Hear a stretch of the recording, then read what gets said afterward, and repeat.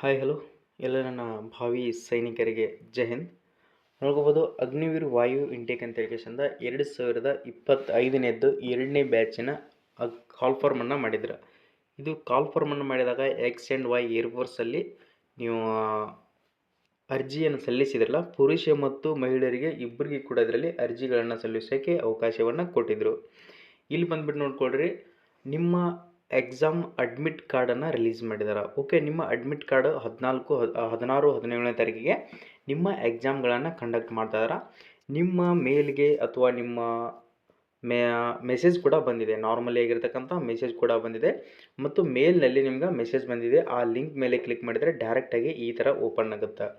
Open ಆದಮೇಲೆ ಇಲ್ಲಿ ಯಾವ ಥರ ನೀವು ಓಪನ್ ಮಾಡ್ಕೊಳ್ಬೇಕು, ನಿಮ್ಮ ಅಡ್ಮಿಟ್ ಕಾರ್ಡನ್ನು ಯಾವ ಥರ ಡೌನ್ಲೋಡ್ ಮಾಡ್ಕೊಳ್ಬೇಕು, ನಿಮ್ಮ ಸಿಟಿಯನ್ನು ಯಾವ ಥರ ಚೆಕ್ ಮಾಡ್ಕೊಳ್ಬೇಕು ಅನ್ನೋದರ ಮುಖಾಂತರ ಆ ಮಾಹಿತಿಯನ್ನು ನಾನು ನಿಮಗೆ ತಿಳಿಸ್ಕೊಡ್ತಾ ಇದ್ದೀನಿ. ಶಾರ್ಟ್ ಆ್ಯಂಡ್ ಸ್ವೀಟಾಗಿ, ಬಹಳ ಲೇಟ್ ಕೂಡ ಮಾಡಲ್ಲ, ನಿಮ್ಗೆ ನಾರ್ಮಲಾಗಿ ತಿಳಿಸ್ಕೊಡ್ತೀನಿ. ಕರೆಕ್ಟಾಗಿ ತಿಳಿದುಕೊಡ್ರಿ.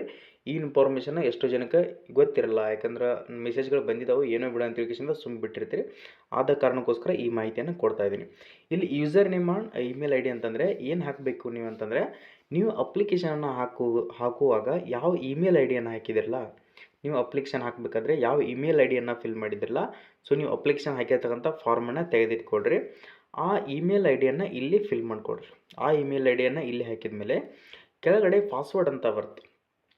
ಪಾಸ್ವರ್ಡನ್ನು ಏನು ಹಾಕಬೇಕು, ಪಾಸ್ವರ್ಡ್ ಬಂದುಬಿಟ್ಟು ನೋಡ್ಕೊಳ್ರಿ. ನೀವು ಅರ್ಜಿಯನ್ನು ಸಲ್ಲಿಸುವಾಗ ಏನು ಪಾಸ್ವರ್ಡನ್ನು ಇಟ್ಟಿರ್ತಿರಲ್ಲ, ನಿಮಗೆ ಗೊತ್ತಿರಲಿಲ್ಲಪ್ಪ ಅಂದರೆ ನೀವು ಹಾಕಿರ್ತಕ್ಕಂಥ ಸೈಬರ್ ಸೆಂಟ್ರಿಗೆ, ನೆಟ್ ಸೆಂಟ್ರಿಗೆ ಕಾಂಟ್ಯಾಕ್ಟ್ ಮಾಡಿದರೆ ಅವರು ಕೂಡ ನಿಮ್ಗೆ ಹೇಳ್ತಿರ್ತಾರೆ. ಯಾವುದೇ ಒಂದು ಅರ್ಜಿಯನ್ನು ಸಲ್ಲಿಸಬೇಕಾದ್ರೆ ಸೊ ಅವ್ರಿಗೆ ಅಪ್ಲಿಕೇಶನ್ ಹಾಕಿದಾದ್ಮೇಲೆ ಇದ್ರ ಪಾಸ್ವರ್ಡ್ ಏನು ಇಟ್ಟಿದ್ದೀರಾ ಅಂತ ಹೇಳಿಕೆಸಿಂದ ಹಿಂದ್ಗಡೆ ಒಂದು ಫೆನ್ನಿಲ್ಲೇ ಬರ್ಸ್ಕೊಂಡು ಬರ್ರಿ. ಯಾಕಂದರೆ ನೀವು ಫಾರ್ಗೆಟ್ ಪಾಸ್ವರ್ಡ್ ಮಾಡಿಕೊಂಡು ಇಮೇಲ್ ಐ ಡಿ ಲಾಕ್ ಮಾಡ್ಕೊಂಡು ಭಾಳಷ್ಟು ತೊಂದರೆಗಳು ಉಂಟಾಗ್ತಾವೆ. ಯಾವುದೇ ಒಂದು ಅರ್ಜಿಗಳನ್ನ ಸಲ್ಲಿಸಿಬಿಟ್ರೆ ಅದರ ಪಾಸ್ವರ್ಡ್ಗಳನ್ನು ಹಿಂದೆ ಬರೆದಿಟ್ಕೊಂಡು ಒಂದು ಫೋಟೋವನ್ನು ತಗೊಂಡಿಟ್ಕೊಳ್ರಿ. ನೀವು ಡೈರೆಕ್ಟಾಗಿ ಆ ಫಾರ್ಮ್ಗಳನ್ನು ಕಳ್ಕೊಂಡ್ರೂ ಪರವಾಗಿಲ್ಲ. ಸೊ ನಿಮ್ಗೆ ಮೊಬೈಲ್ನಲ್ಲಿ ಫೋಟೋನಾದರೂ ಇರ್ತದೆ. ಯಾವುದೇ ಒಂದು ಪಾಸ್ವರ್ಡನ್ನು ಫಾರ್ಗೆಟ್ ಮಾಡಬೇಕಾದ್ರೆ ಒಂದು ಸಾರಿ ಅಲ್ಲ 10 ಸಾರಿ ಯೋಚನೆ ಮಾಡಿಬಿಟ್ಟು ಫಾರ್ಗೆಟ್ ಮಾಡಿಕೊಡ್ರಿ. ನಿಮ್ಮ ಪಾಸ್ವರ್ಡ್ ಗೊತ್ತಿರ್ತದೆ.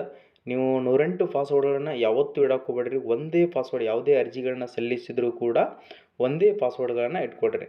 ಪಾಸ್ವರ್ಡ್ ಹಾಕಿದ ಮೇಲೆ ಕೆಳಗಡೆ ಕ್ಯಾಪ್ಚಾ ಅಂತ ಕಾಣ್ತಾ ಇದೆ. ಈ ಕ್ಯಾಪ್ಚಾವನ್ನು ಮೇಲ್ಗಡೆ FCHSJ ಅಂತೇಳಿ ಕ್ಯಾಪಿಟಲ್ ಎಫ್ ಮತ್ತು ನಾರ್ಮಲ್ ಸ್ಮಾಲ್ ಸಿ ಮತ್ತು small HS capital J small ಈ ಥರ ಹಾಕಿದ ಮೇಲೆ ಲಾಗಿನ್ ಅಂತ ಕೊಟ್ಕೊಡ್ರಿ.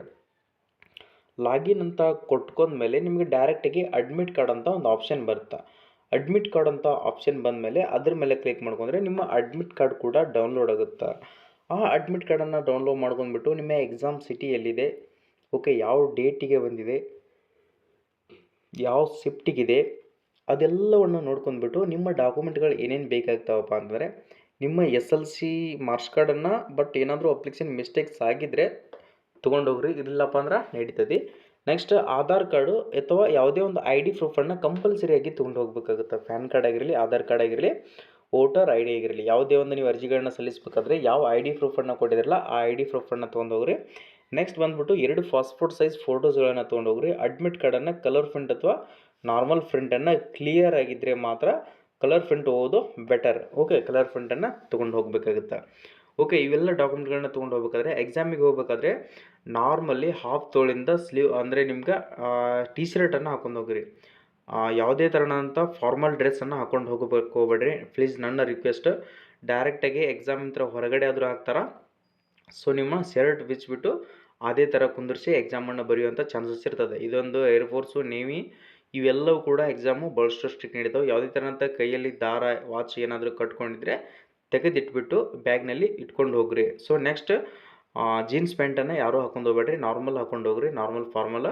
ಟಿ ಶರ್ಟನ್ನು ಕಂಪಲ್ಸರಿಯಾಗಿ ತೋಳಿರಬಾರ್ದು. ನೆಕ್ಸ್ಟ್ ಕೊಳಪಟ್ಟಿ ಅದು ಕೂಡ ನಿಮ್ಗೆ ಇರಬಾರ್ದು. ನಾನು ರಿಯಲ್ಲಾಗಿ ನಿಮ್ಗೆ ಹೇಳ್ತಾ ಇದ್ದೀನಿ, ಅಲ್ಲಿ ಹೋದ್ಮ್ಯಾಗ ತೊಂದರೆಗೆ ಉಂಟಾಗಬೇಡ್ರಿ. ಟೆನ್ಷನ್ ಜಾಸ್ತಿ ಆಗುತ್ತೆ. ಎಕ್ಸಾಮ್ ಡ್ರೆಸ್ ಕಳೆದ್ಬಿಟ್ಟು ಸೊ ಬೇರೆ ಡ್ರೆಸ್ಗಳನ್ನು ತೊಗೊಂಡ್ಬಂದು ಹಾಕ್ಕೊಳ್ರಿ, ಅಲ್ಲಿ ನಿಮ್ಗೆ ಜಾಸ್ತಿ ಪ್ರೆಷರ್ ಉಂಟಾಗುತ್ತೆ. ಆದ ಕಾರಣಕ್ಕೋಸ್ಕರ ನಾನು ಅಡ್ವಾನ್ಸಾಗಿ ಹೇಳ್ತಾ ಇದ್ದೀನಿ, ಈ ಥರ ಎಕ್ಸಾಮ್ ಇರ್ತೈತಿ, ಈ ಥರ ಸಿಸ್ಟಮೆಟಿಕ್ಕಾಗಿ ಹೋಗಲೇಬೇಕಾಗುತ್ತೆ. ನೀವೇನಾದರೂ ಶೂಸು ಮತ್ತು ಏನಾದರೂ ಹಾಕೊಂಡು ಹೋಗಿದ್ರೆ ಅಲ್ಲಿ ನಿಮ್ಮನ್ನ ಹೊರಗಡೆ ಬಿಡಿಸ್ಬಿಟ್ಟು ಡೈರೆಕ್ಟ್ ಎಕ್ಸಾಮ್ ಒಳಗಡೆ ಎಂಟ್ರಿಯನ್ನು ಮಾಡ್ತಾರೆ. ಓಕೆ, ಎಲ್ಲರಿಗೂ ಕೂಡ ಆಲ್ ದಿ ಬೆಸ್ಟ್. ಫೆನ್ಗಳನ್ನು ತೊಗೊಂಡೋಗ್ರಿ, ಅಲ್ಲಿ ಫಾರ್ಮ್ಗಳನ್ನು ಫಿಲ್ಅಪ್ ಮಾಡಬೇಕಾಗುತ್ತೆ. ಅವರು ಕೂಡ ಎಕ್ಸ್ಟ್ರಾ ಫೆನ್ನನ್ನು ಕೊಟ್ಟಿರ್ತಾರೆ. ಎಲ್ಲರೂ ಕೂಡ ಆಲ್ ದಿ ಬೆಸ್ಟ್. ಜೈ ಹಿಂದ್. ಯಾರಾದರೂ ಹೊಸದಾಗಿ ನಮ್ಮ ಯೂಟ್ಯೂಬ್ ಚಾನಲ್ಗೆ ನೋಡ್ತಾ ಇದ್ದರೆ, ಫಸ್ಟ್ ಟೈಮ್ ಜಾಯ್ನ್ ಆಗಿದ್ರಪ್ಪ ಅಂತ ನಮ್ಮ ಯೂಟ್ಯೂಬ್ ಚಾನಲ್ಗೆ ಒಂದು ಲೈಕ್ ಮಾಡಿ, ವಿಡಿಯೋನ ಪ್ರತಿಯೊಬ್ಬರಿಗೆ ನಿಮ್ಮ ಸ್ನೇಹಿತರು ಕೂಡ ಶೇರ್ ಮಾಡಿಕೊಡ್ರಿ. ಇದರದ್ದು ರಿಸಲ್ಟ್ ಬೇಕಾಗಿದ್ದರೆ, ಸೊ ಇದ್ರದ್ದು ಏನೋ ನಿಮ್ಗೆ ಇನ್ಫಾರ್ಮೇಷನ್ ಅಪ್ಡೇಟ್ಗಳನ್ನು, ಇದ್ರ ರಿಸಲ್ಟ್ ಆಯಿತು, ಏನೋ ನೆಕ್ಸ್ಟ್ ಕಾಲ್ ಲೆಟರ್ ಆಯಿತು, ನೆಕ್ಸ್ಟ್ ಮೆಡಿಕಲ್ ಆಯಿತು, ಪ್ರತಿಯೊಂದು ಇನ್ಫಾರ್ಮೇಷನ್ನ ನನ್ನ ಯೂಟ್ಯೂಬ್ ಚಾನಲ್ದಲ್ಲಿ ನಾನು 100% ಯಾವುದೇ ಮಾಹಿತಿಯನ್ನು ಕೂಡ ನಾನು ನೀಡ್ತಾನೆ ಇರ್ತೀನಿ. ಓಕೆ, ಎಲ್ಲರೂ ಕೂಡ ಜೈ ಹಿಂದ್, ಜೈ ಕರ್ನಾಟಕ.